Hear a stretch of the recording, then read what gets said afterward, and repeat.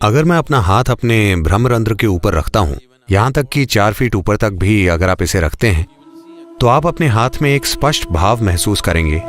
तो अगर आपकी भौतिकता से परे एक आयाम आपके भीतर एक निरंतर सक्रिय प्रक्रिया बन जाता है, तब कुछ समय बाद ये 2 चक्र जो निष्क्रिय और शरीर से बाहर होते हैं, वे सक्रिय हो जाते हैं। अगर वे सक्रिय हो जाते हैं तो मतलब आपके सिर पर एक एंटेना हो जाता है। आपने पुलिस एंटेना देखा है?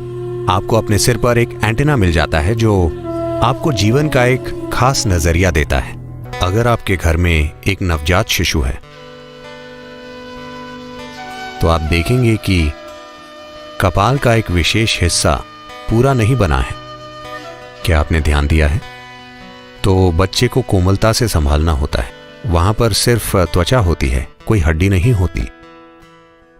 तो यौगिक शब्दावली में इस भाग को ब्रह्मरंध्र कहते हैं। रंध्र का मतलब होता है एक मार्ग, जैसे छोटा छेद या सुरंग का मार्ग, तो इसे ब्रह्मरंध्र कहते हैं। तो ये शरीर में वो स्थान है जहां से जीवन भ्रूण में उतरता है। क्योंकि जीवन भ्रूण में आ गया है और जीवन अपने विकल्पों को खुला रखता है, यानी क्या ये शरीर उसे कायम रखने में सक्षम है या नहीं, तो जीवन विकल्प खुले रखता है। जीवन प्रक्रिया में इतनी जागरूकता होती है तो ये आखिरी मिनट तक उस चौर दरवाजे को खुला रखता है। वो इसे खुला रखना चाहता है। अगर वो अपने अस्तित्व के लिए उस शरीर को उपयोगी नहीं पाता तो वो शरीर को छोड़ देगा और ये शरीर के किसी दूसरे मार्ग से नहीं जाना चाहता। ये वहीं से जाना चाहता है जहां से आया था। और एक दिन जब आप शरीर छोड़ते हैं, उस समय भी आप किसी भी मार्ग से जा सकते हैं, लेकिन अगर आप ब्रह्मरंध्र से जाते हैं तो ये जाने का सबसे अच्छा तरीका है। अगर आप सचेतन रूप से शरीर के किसी भी हिस्से से जाते हैं तो ये ठीक है, लेकिन अगर आप ब्रह्मरंध्र से जा पाएं तो यह प्रस्थान करने का सबसे अच्छा तरीका है। तो चूंकि इस बारे में बहुत सी बातें होती हैं, तो इस बारे में किताबें लिखी गई हैं। एक बात यह है कि इसकी काफी संभावना है कि हो सकता है कि कोई इंसान अपने सिर के ऊपर या माथे के बीच में चीजों की कल्पना करना शुरू कर दे। वे कई चीजों की कल्पना करते रहते हैं। आपको यह समझने की जरूरत है कि आप जहां भी अपने मन को केंद्रित करते हैं वहां कुछ हलचल होगी। अगर आप चाहें तो अभी आजमा सकते हैं। अपनी छोटी उंगली को ऐसे रखें और इसकी नोक पर ध्यान केंद्रित करें। आप देखेंगे कि 1 मिनट के भीतर वहां कुछ हलचल होगी। शरीर के किसी भी हिस्से पर अगर आप अपना ध्यान केंद्रित करते हैं तो आप कुछ हलचल पर गौर करेंगे। तो इसे आपके भीतर हो रही किसी महान प्रक्रिया के रूप में गलत नहीं समझा जाना चाहिए। बेशक थोड़ी शारीरिक हलचल यहां वहां होती रहती है। कभी कभी ऐसा आपके साथ होता है। आप सो रहे होते हैं, शरीर का कोई हिस्सा थोड़ा सा हिलता डुलता है और ये और वो। खासकर अगर आप बहुत नर्वस हों तो ऐसा आपके साथ अक्सर हो सकता है।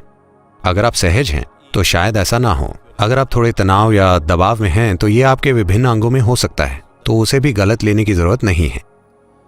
मुझे नहीं पता कि मुझे ये कहना चाहिए या नहीं, क्योंकि अगर मैं ये कहता हूं तो आप हर तरह की चीजों की कल्पना करना शुरू कर देंगे। अगर आप ध्यानमय हो जाते हैं, जो कि आप बन रहे हैं, जब आप शांभवी करते हैं, मुझे ये नहीं कहना चाहिए। ये हर तरह की चीजों को जन्म देगा, क्योंकि लोगों की कल्पना बहुत प्रचंड होती है। मैं हमेशा उन्हें ऐसा कुछ भी बताने से बचता हूं जो उनके अनुभव में नहीं है, क्योंकि वो हर तरह की चीजों की कल्पना करना शुरू कर देंगे। वैसे भी अगर आप खुद के साथ ऐसा मत कीजिए, ये जरूरी नहीं है। अगर मैं अपना हाथ अपने ब्रह्मरंध्र के ऊपर रखता हूं, यहां तक कि 4 फीट ऊपर तक भी अगर आप इसे रखते हैं, तो आप अपने हाथ में एक स्पष्ट भाव महसूस करेंगे जो हमेशा एक 8 के आकार में होगा। अगर आप अपनी ऊर्जाओं को एक खास तरीके से रखते हैं तो ऐसा हमेशा होगा। ऐसा हर इंसान के साथ हो सकता है, लेकिन यह भीतर होता है। यह शरीर से आगे नहीं बढ़ता, क्योंकि सिस्टम में मौजूद 114 चक्रों में से अंतिम 2 चक्र शरीर के बाहर हैं।